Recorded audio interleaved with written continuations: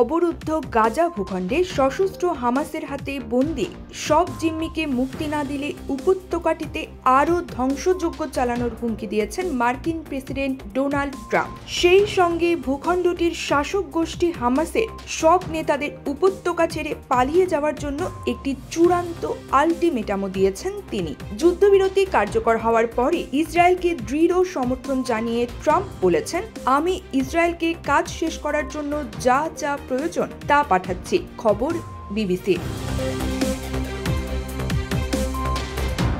উল্লেখ্য, এরই মধ্যে ট্রাম্প প্রশাসন ইসরায়েলকে বিলিয়ন ডলারের অস্ত্র সরবরাহের অনুমোদন দিয়েছে। হামাসের হাতে বন্দি দশা থেকে মুক্তি পাওয়া কিছু জিম্মিকে দেখার পর ট্রাম্প তার নিজস্ব সামাজিক যোগাযোগ মাধ্যম ট্রুথ সোশ্যালে লেখেন, এখনই সব জিম্মিকে মুক্তি দাও, পরে নয়।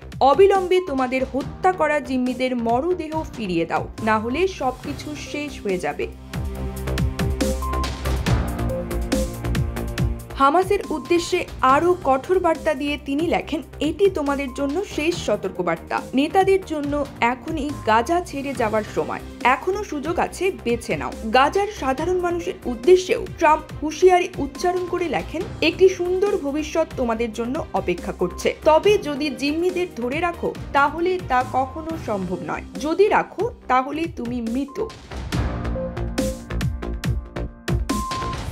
এর আগে ইসরায়েলের প্রধানমন্ত্রী বেনিয়ামিন নেতানিয়াহুও হুমকি দিয়ে বলেছিলেন, গত 7 অক্টোবর হামলায় আটক জিম্মিদের যদি দ্রুত হস্তান্তর না করা হয় তাহলে এমন পরিণতি হবে যা কল্পনাও করা যাবে না। তার এই হুমকির পরে ট্রাম্পের আরও কঠোর মন্তব্য সামনে এলো।